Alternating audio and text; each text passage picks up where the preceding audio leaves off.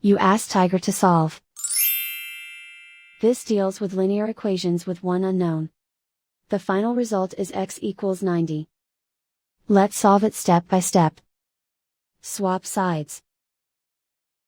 Isolate the x. Multiply both sides by 720. Group like terms. Multiply the coefficients. Simplify the fraction. Multiply the fractions. Find the greatest common factor of the numerator and denominator. Factor out and cancel the greatest common factor. And so the final result is x equals 90.